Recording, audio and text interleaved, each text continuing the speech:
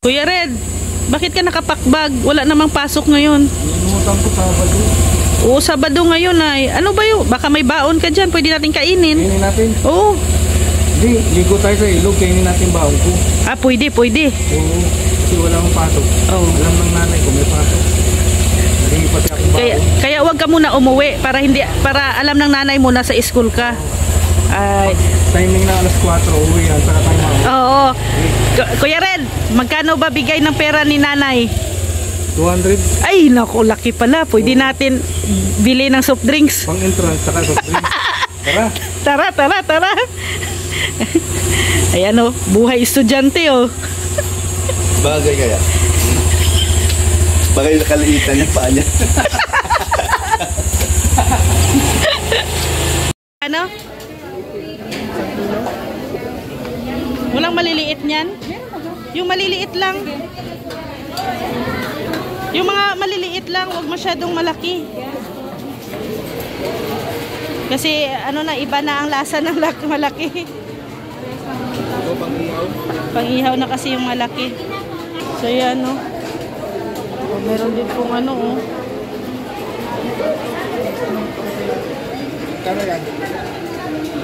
Ayan o, may pagi o. Yan mo. Apo. Ate, magtanong ako, yung pagi ba, ano bang luto yan? Pinunot lang yan. Ha? Pinunot lang yan. Pinunot? Ginataan? Oo. Hindi ako marunong magluto. Ayan ba yun? 200 lang ang kilo niya. 200 ang kilo.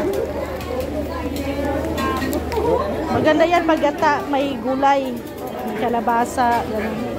Ito din o, mas. Ito maliliit.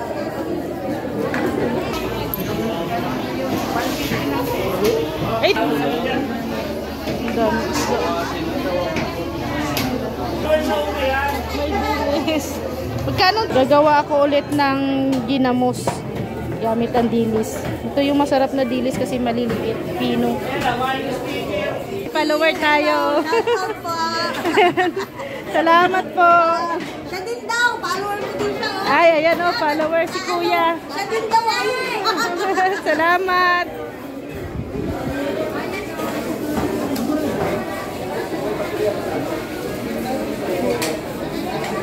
Ano? Bili tayo nito pang prito. Ito ang ating ulam ngayon. Ayan, pusit. Adobohin ko to. At saka ito pritong bangus. Ayan. So magluluto na tayo para may lunch na tayo ngayon. So yan na po mga mamshi at ito na po lulutuin na po natin ang pusit at yan po ay adobo. So bago natin gawin, syempre muna tayo, magpa-apoy muna tayo. Diyan po kami nagluluto sa kahoy. Mas maganda kasi pag kahoy at mabilis po ang luto at syempre tipid na rin sa gas at habang meron pang maraming kahoy para unti-unti na rin na mauubos para hindi na po masyadong tambak sa likod, no? Kasi dami po kasi talagang kahoy sa likod kaya ginagamit po namin araw-araw yan sa pagluluto para unti-unti na rin maubos. So ayan po, nagpe-prepare na po tayo ng mga gagamitin natin, mga sangkap para sa ating adobong pusit at naka-ready na rin po ang marinated na bangus para sa pagpipreto. Ayan po yung aming lunch dito sa headquarters ng Team Brooks. So dyan po. Yan po yung aming dapugan. Sa mga probinsya po talaga, uso po talaga ang mga dapugan, no? Kasi dyan po yung dirty kitchen kung tawagin.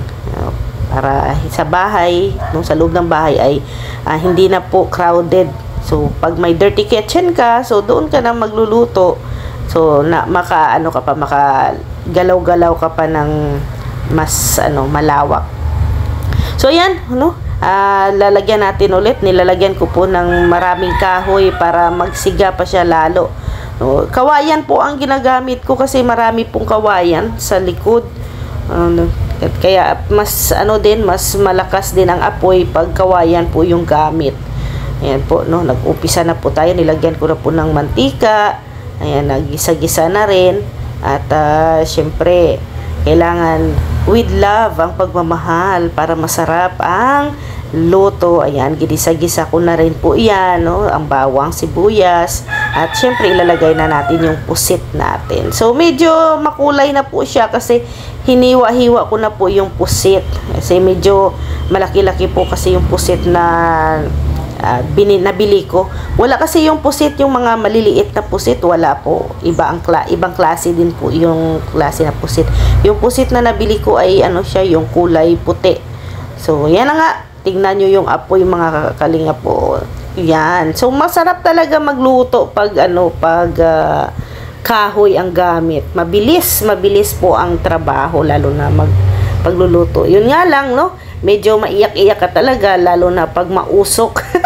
Kasi, syempre, pag mausok, ay naku, mahapdi talaga sa mata. Ayan, nilagyan ko na rin ng kaunting suka, no, asin, at flavoring ang ating pusit. So, yan po yung ating ginagawa, no, sa lunch ng Team Brooks. Syempre, mamaya, sama-sama kami mamaya magsalo-salo sa natin dito sa Dirty Kitchen, sa kusina ng Team Brooks. So, ayan na nawala yung apoy, no. So, medyo na kasi yan, luto na rin, no, naluto na rin yung ating pusit. Hindi din kasi maganda pag pag ma-overcook yung ating pusit, kaya dapat na tamang-tama lang po ang kanyang pagkaluto, no. So, ayan na nga. At ipiprepare ko na rin ang para sa ating isda, no, sa pritong bangus, para mabusog lahat. So, yan mga mamshi. So, sa amin po na Team Brooks, minsan nagko-contribute po talaga kami sa pagkain. So, hindi po yan solo-solo lang. So, kagaya nito, no, gumastos lang po ako ng dyan, no, nasa 300 pesos. Kasi yung pusit ay nasa 200, then yung bangus naman ay nasa 100. So, yung mga maliliit lang na bangus, yung masarap, parang pangdaing na siya. Kasi masarap yung bangus pag maliliit, ay ipipreto para pati ang mga buto niya ay makain. Mas masarap kasi pag crispy ang pagkaluto ng bangus. So, yan po yung lagi naming minsan nag-uusap kami. Ayan na po, luto na po yung ating pusit. Nag-uusap po kami pag minsan kami dyan, mag-meeting, may mga pinag-uusapan. So, hindi talaga maalis, no, na pag-usapan din namin minsan yung pagkain. Siyempre, pag pagkain ang usapan, siyempre may contribution dapat. So, ayan na, nilabas ko na din po yung uga o yung daing. Galing po yan kay Lola Jenny. Masarap po ang kanyang daing, mga kalingap, at wala pong hindi po masyadong maalat. Hindi siya same sa iba na maalat masyado ang daing. Ito kay pinadala po ni Lola Jenny ay tamang-tama lang ang pagkaalat niya, no? Kaya hindi siya, safe siya sa sa kidney kasi hindi masyadong maalat. Pero syempre wag din lagi, no? Hindi din kami lagi kumakain ng daing. Minsanan lang din, kaya medyo yan, matagal-tagal namin maubos yung daing po galing kay Lola Jenny. So ayan na nga, no, piniprito ko na din po yung bangus. So ayan po ang ulam namin sa tanghalian, no, yung pusit, yung bangus at saka yung daing. So yan po ang ulam ng Team Brooks. So syempre tulong-tulong din po kami dyan, no, sa pagtatrabaho sa Team Brooks. Minsan ako ang nagluluto, tapos sila Kuya Red naman, no, minsan ang maghuhugas, no, tulong-tulong po kami dyan. No, hindi lang po isang tao lang ang gumagalaw. So lahat po kami dyan ay gumagalaw. So yan po, no, kung mapapansin po ninyo, may trapal sa likod.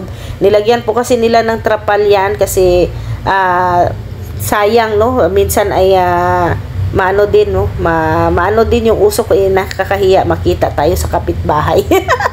Tapos wala tayong maibigay na ulam sa kapitbahay. Naku, nakakahiya naman. Kaya dapat lang pag natakpan, no, tinakpan para para hindi tayo Hindi tayo mahihiya sa kapitbahay natin tapos ulam natin ay tuyo, no, daing. O, maamoy ng kapitbahay natin, sabihin ay ang ulam nila ay daing. Pero okay lang yon. Pero actually talaga po mga kalingap, na nilagyan po talaga ng trapal yan kasi nga po sayang po yung trapal, masisira lang. So napag-usapan na i-ano na lang dyan, ilagay na lang sa likod, no, para ano naman ma-cover up din ang kusina. No, sa susunod pag may budget po, no, si Kuya Brooke syempre ano niya dad, iparel, no, lagyan niya ng hollow block diyan sa likod para ano po mas maganda. At yan na nga po, no, ang ating relax na ako dito kasi ayan, malapit na din po kakain at malapit na din maluto ang aking piniritong bangus. So, yan na po mga kalingap at syempre, ready na rin, naghihintay para sa mga kasamahan natin na dumating para kumain na, no, magsalo-salo na kami lahat dito. At syempre, maraming salamat din po sa inyong walang sawang panunood dito sa aking channel. At please, pakisuportahan po Kuya Val Santos Matubang, Ate Ena Vlogs and Kalingap Rab. At syempre, ang Team Brooks po, no, huwag niyo po kalimutan. Syempre, ang ating team leader, si Kuya Brooks Vlogs, kasama sila Red Noveno, Ate Lorny TV, Rex Vlogs, Caprondi, at syempre, It's Lindel Vlogs, at syempre, ang inyong abang lingkod, si Rhea Olarte. Ayan. Salamat po mga kalingap. At dito na lang ang ating update for today. Ayan. Maraming salamat. God bless sa ating lahat. At kami ay kakain na rin. So, see you. And have a nice day. Bye-bye. Aging sa buhay, aliw sa buhay, kailan pa man. Di kita inibig, kung kita'y mahalin, ang kinabukasan ko, ang nadarama ko, maluwag sa dibdib, pagkat mahal kita. Ano pang iba? Yun o, 300 daw po yan lahat. Yung iba pang